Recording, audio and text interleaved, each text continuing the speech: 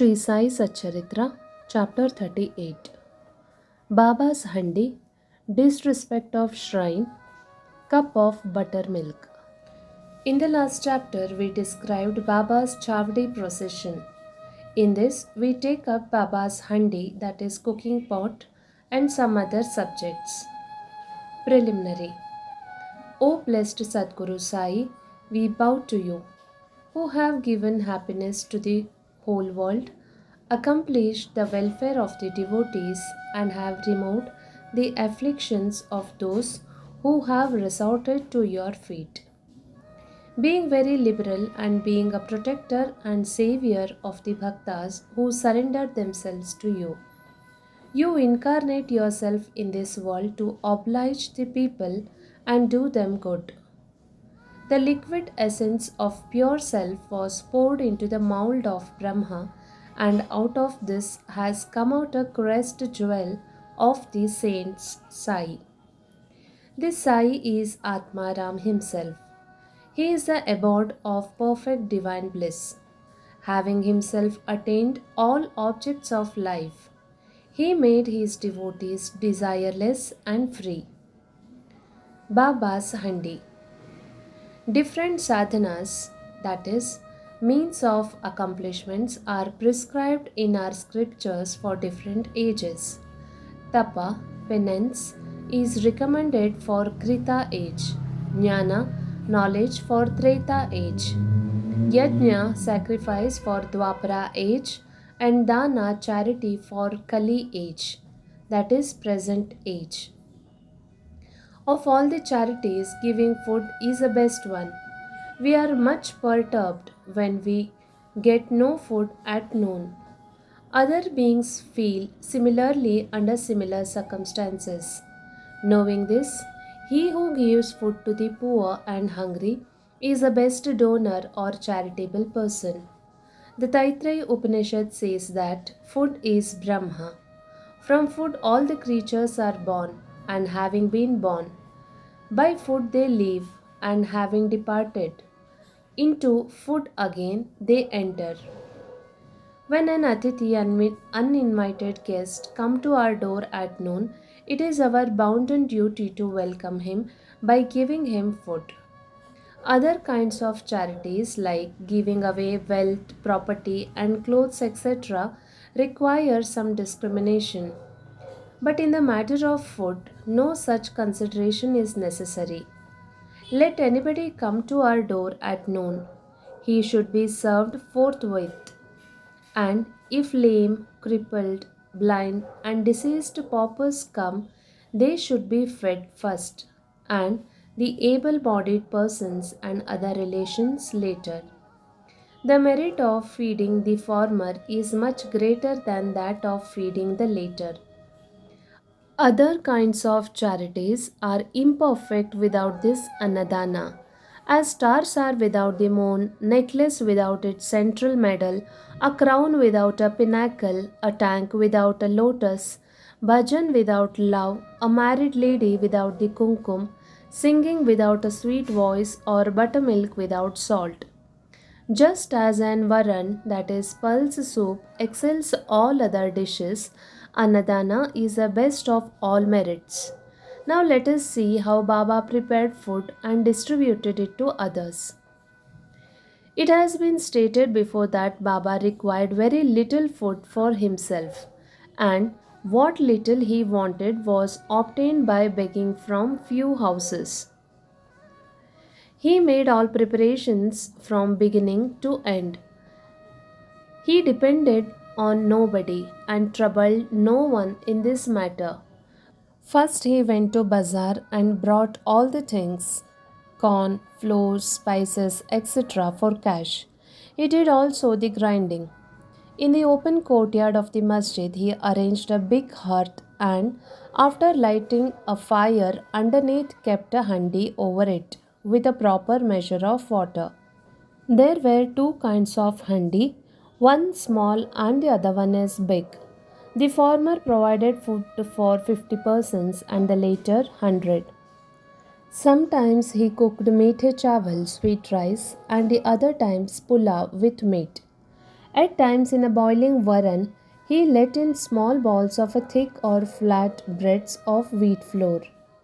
He pounded these spices on a stone slab and put a thin, pulverized spices into the cooking pot.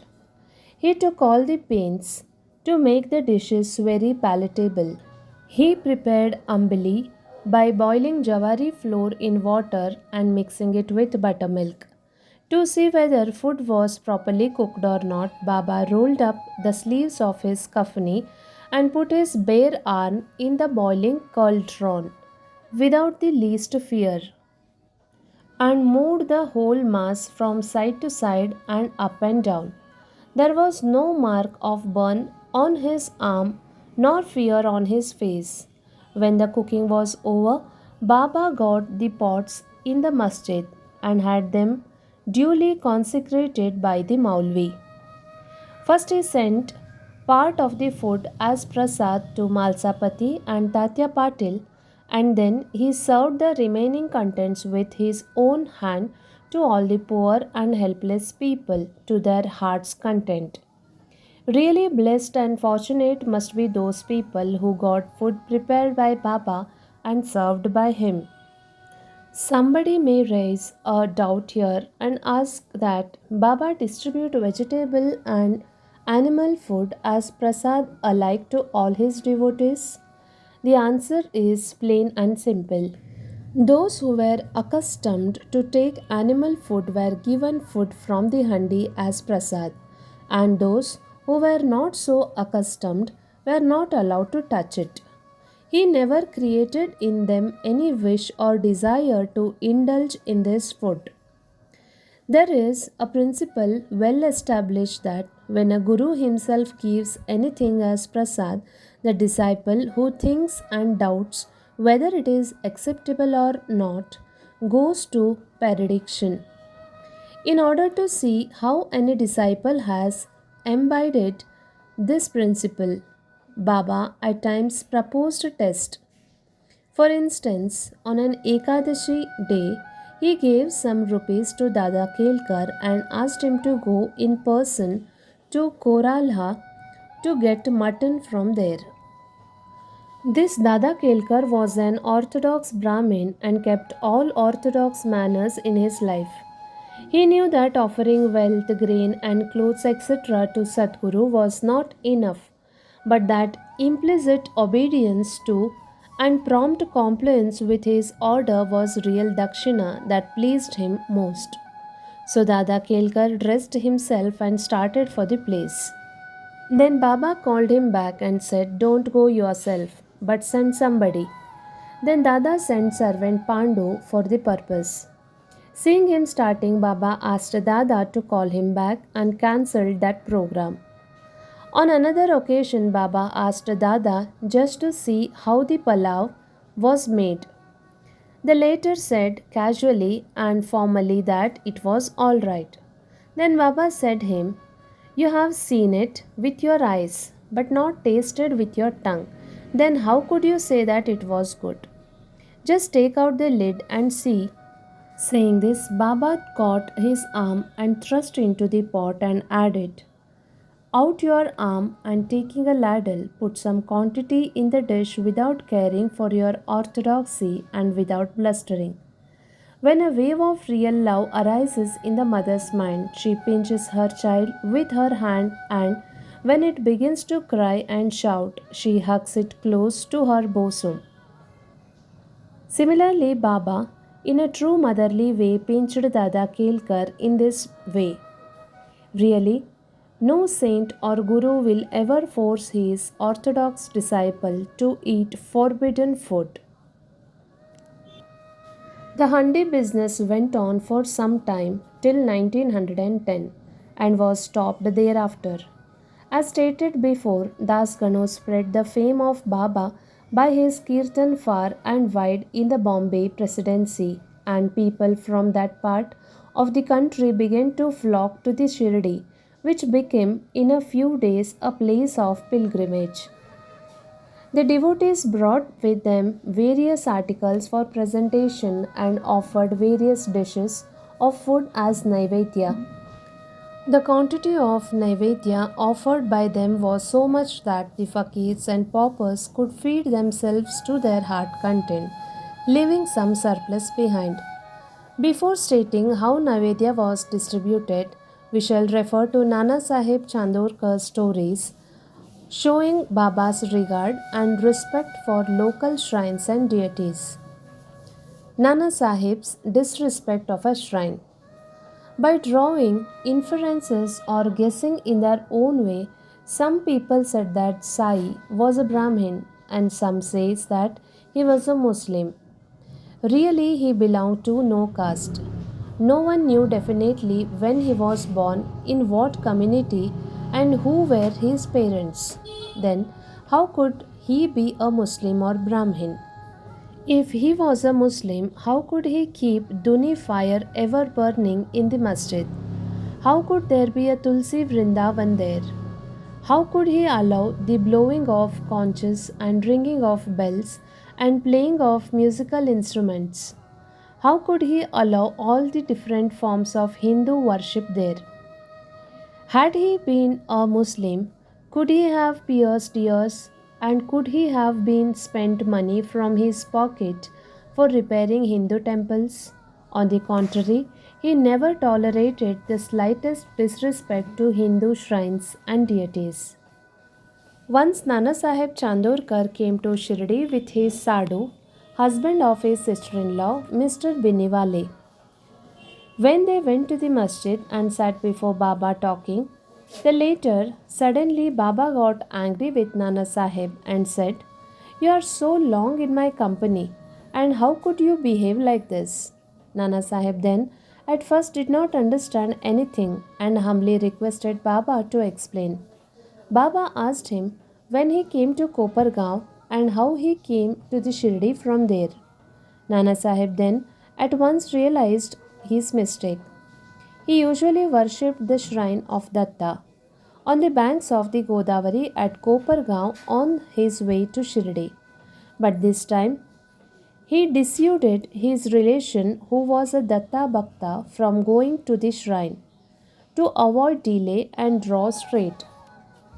He confessed all this to Baba and told him that while bathing in a Godavari, a big thorn went into his foot and gave him much trouble. Baba said that that was a slight punishment be met and warned him to be more careful in future. Kala, hodgepodge. To revert to the distribution of the Naivedya, after the arti was over and after Baba sent away all the people with udi and blessings, he went inside and sat with his back to the nimber for meals, with two rows of the bhaktas, one on each side. The bhakta who brought Naivedya thrust inside their dishes containing a variety of food such as puris, mande, polis, basundi, sanza, fine rice, etc., and kept waiting outside for the prasad consecrated by Baba. All the food were mixed in hodgepodge and placed before Baba. He offered it to all God and consecrated it. Then portions of the same were given to the person waiting outside, and rest was served to the inner party with Baba at the center. The bhaktas sitting in two rows then dined to their heart content. Baba asked Shama and Nana Sahib Nimonkar daily to serve the consecrated food to all the persons sitting inside and look to their individual needs and comforts. This they did very carefully and willingly. Every morsel of the food thus partaken gave them nutrition and satisfaction. Such sweet, lovely, and consecrated food it was, ever auspicious and ever holy. Cup of buttermilk. Once Hemat Pant has eaten his full in this company. Then Baba offered him a cup of buttermilk. Its white appearance pleased him, but he was afraid that there was no space inside for it. He, however, took a sip, which proved very tasty. Seeing his faltering attitude, Baba said, "Have it all. You won't get any such opportunity hereafter." He drank it off then, but found that Baba's words were prophetic as he passed away soon. Now, readers, we have certainly to thank Hemad Pant. He drank a cup of buttermilk but has supplied us with sufficient quantity of nectar in the form of Sai Baba's Leelas. Let us drink cups and cups of this nectar and be satisfied and happy. Bow to Shri Sai, peace to be all. Shri Sai Pranam.